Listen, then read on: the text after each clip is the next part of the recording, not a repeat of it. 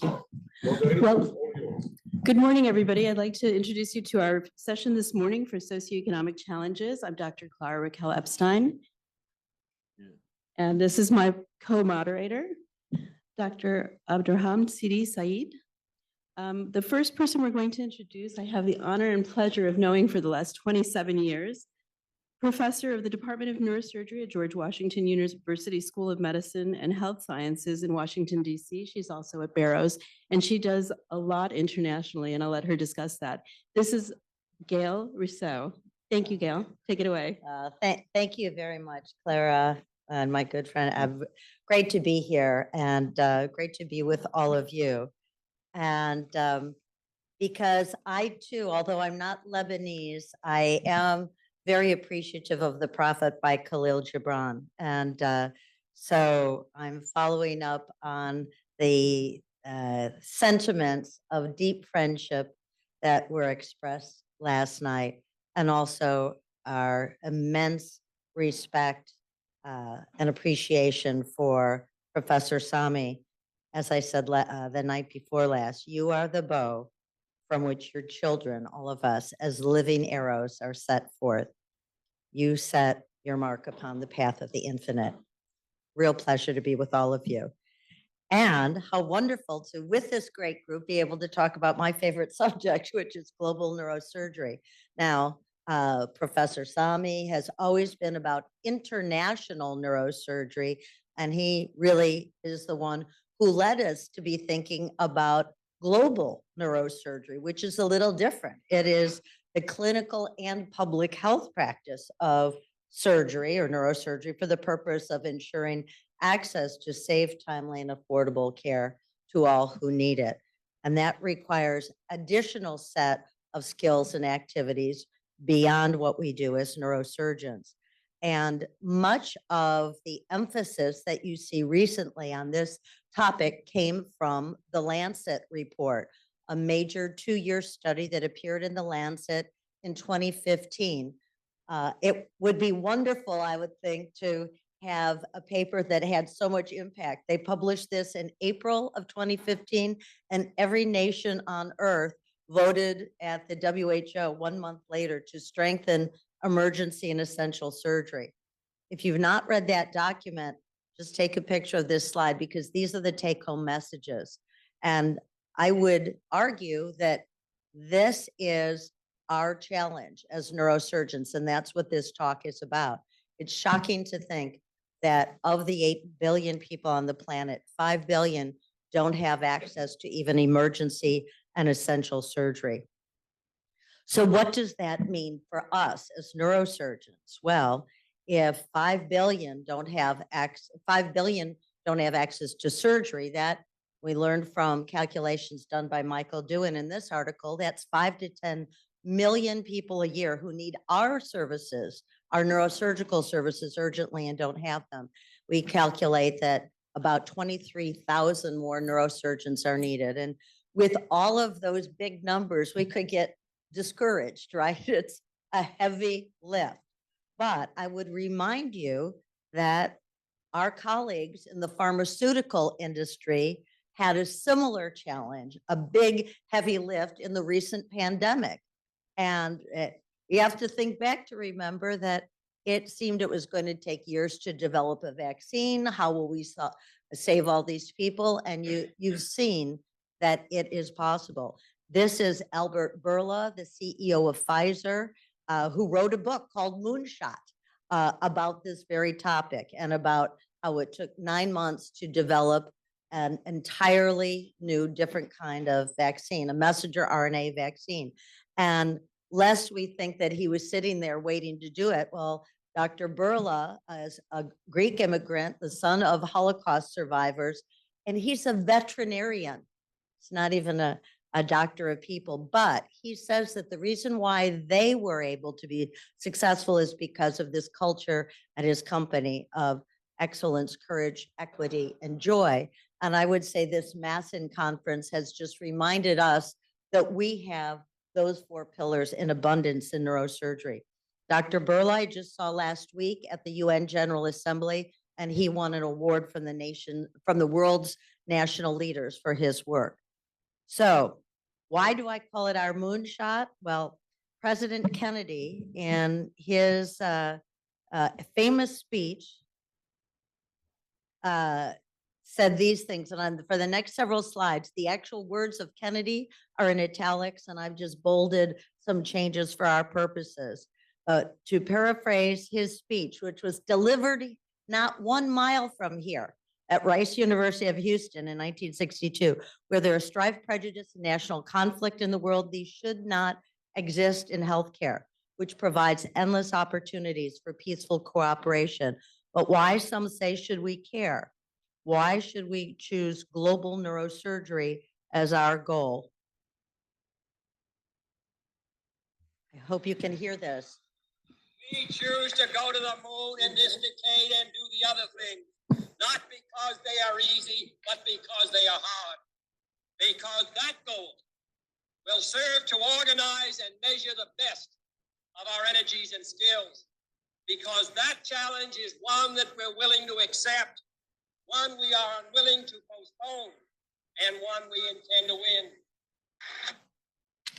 So we're neurosurgeons. We like the fact that things are hard. So this gap in between where we are now and where we need to be and providing global neurosurgery services of high quality, that is something that we choose to take on because it is hard, because that goal will serve to organize and measure the best of our energies and skills, because that challenge is one that we are willing to accept, we are unwilling to postpone, and one we intend to win. And let me just say that thanks to Jacques and Professor Sami, I was able to take pictures here at this meeting of the podium where Kennedy gave that famous moonshot speech, which is at the Johnson Space Center, and of Rice University, not a mile from here, where he gave that speech. So it's particularly apropos of this meeting here in Houston. Kennedy went on, we cannot be deterred, no specialty and no nation which expects to be a leader can expect to stand behind in the quest for highest quality and care for all its people. And he talks about what our instruments should be.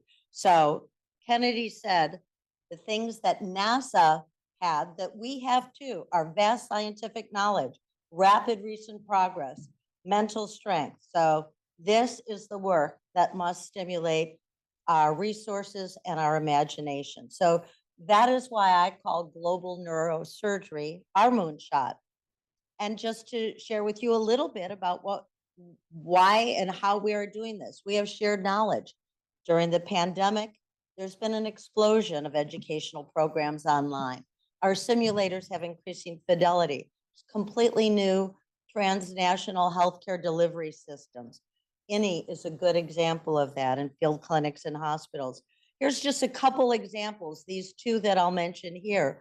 Targeted public health training so that every neurosurgeon who graduates, at least in our programs in the United States, will not only know how to do a bypass, how to do a spinal fusion operation or clip-in aneurysm, but they will be public health experts as well in those domains for which we are responsible. Likewise, we are exploring with a new NIH grant a way of doing transnational core curricula so that HIC and LMIC partners can learn together and go to the places where the cases are. In this case, myelomeningocele, which is done in high volumes in Africa and very low volumes in North America. Our instruments include our excellent journals, and there are a large number of them that are highly read. But I would like to, at this CNS meeting, which was just here, highlight the fact that Neurosurgery, the Red Journal, has an entire section devoted to global neurosurgery. And I'm proud to be the first editor of that section, which has a group of senior and junior faculty reviewers from each of the 5 continents.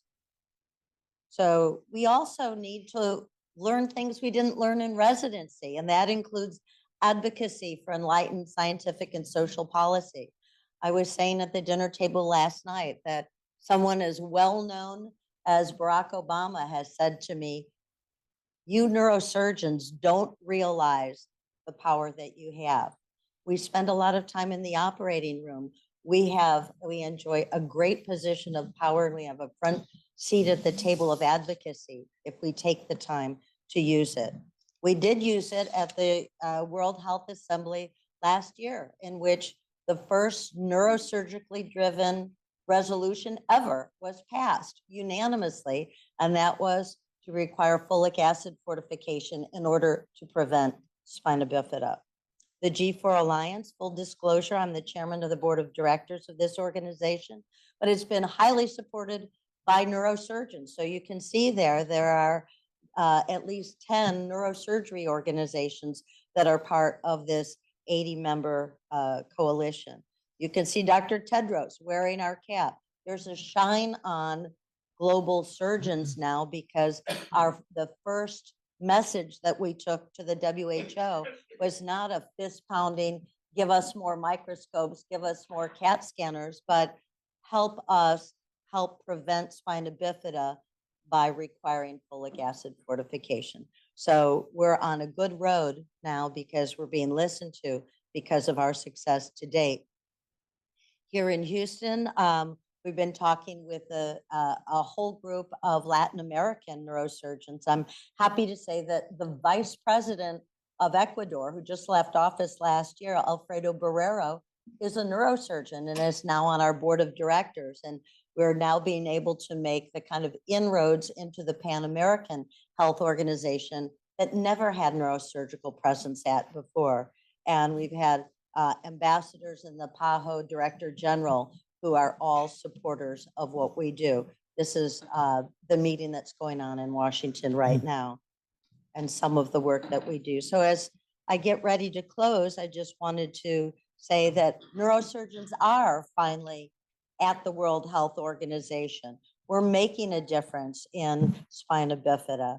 We are working now toward a line item in the US budget for global surgery. And here we are meeting at Senator Rubio's office with the president of the American College of Surgeons as well. We attend the the World Bank spring meetings. We attend the UN General Assembly. Neurosurgeons are being heard. Here, this was celebrating the 50 years of the Glasgow Coma Scale, and our friend Graham Teasdale, who's delighted to support the G4 Alliance and global surgery. So we all like rocket launches. This is Apollo 11, which landed on the moon. Liftoff. We have a liftoff. 32 minutes past the hour. Liftoff on Apollo 11. That's exciting, but no more exciting than what we can do if we work together. You have And 2 I think minutes. If JFK and NASA can do it, then so can we. Please save the date for some very exciting global surgery activities in Boston on April 24th. And if you have interest, please write to me. Thank you so much. Thank you. Thank you very much, Gail. Thank you again.